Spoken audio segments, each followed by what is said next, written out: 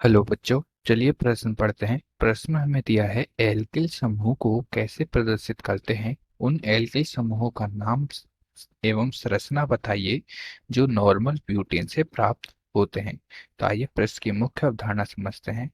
मुख्य अवधारणा देखिए, मान लो कि ये हमारा क्या है, कोई एल्केन है। सी सी सी सी, ये हमारा क्या है, 4 कार्बन का एल्केन है। अब कार जो हमारे क्या है, हाइड्रोकार्बन है। हाइड्रोकार्बन हाइड्रोकार्बन में क्या होता है, कार्बन की एक श्रृंखला होती है। और जो कार्बन हमारा क्या है, 4 संयोजकता प्रदर्शित करता है। इसकी संयोजकता क्या है, 4। कार्बन 4 संयोजकता प्रदर्शित करता है।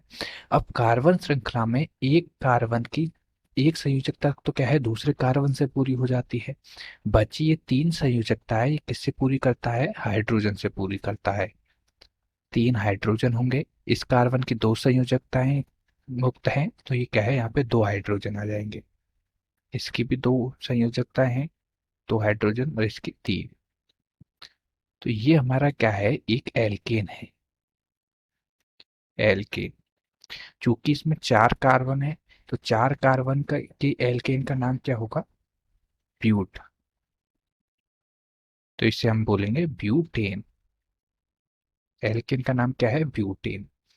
अब यदि हम एल्केन इस एल्केन के किसी भी कार्बन से एक संयोजकता, कार्बन की एक संयोजकता को क्या कर दे, मुक्त कर दे, अर्थात हमारी एक संयोजकता मुक्त हो, तो उसे हम क्या बोलेंगे, एल्किल समूह। जैसे मान लिया, यदि ये हाइड्रोजन समूह हमारा यहाँ से निकल जाए, तो क्या बनेगा, हमारा एल्किल समूह बनेगा। देखिए, CH3 CH2 CH2 और CH2।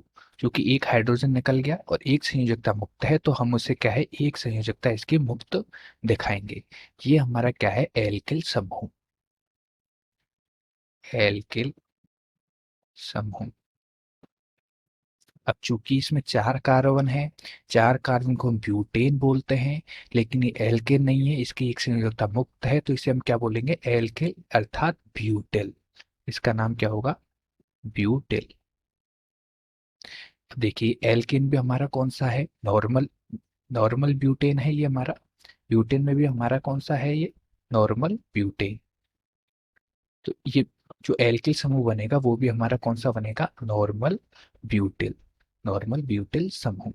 इसी प्रकार ब्यूटेन की संरचना, ब्यूटेन हमारे क्या है, कितने समायोजकता दर्शाता है, देखिए नॉर्मल ब्यूटेन। जो नॉर्मल ब्यूटेन, हमें प्रश्न क्या पूछा है, एल्किल समूह का नाम एवं संरचना बताइए जो नॉर्मल ब्यूटेन से प्राप्त होते हैं। ये हमारा क्या है, नॉर्मल ब्यूटेन है। अब इसमें से हमारे एल्किल समूह कैसे कैसे बन सकते हैं, जब हमारा देखिए, हम नंबरिंग करें, ये हमारा C1 कार्बन है, ये C2 है, ये C3 है, ये C4 है।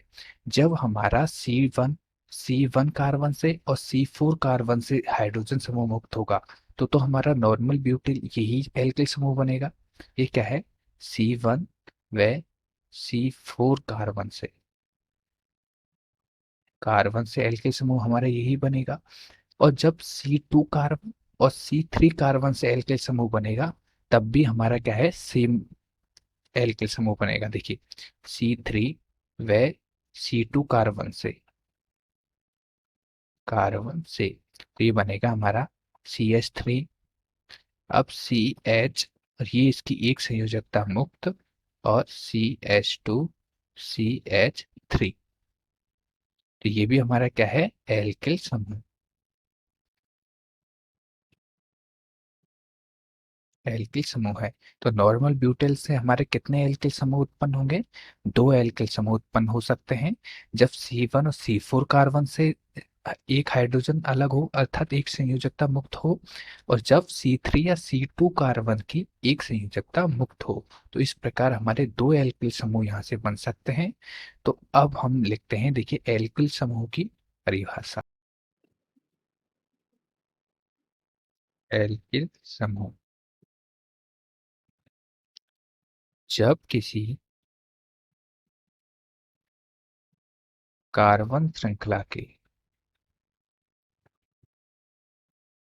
कार्बन श्रृंखला के किसी भी कार्बन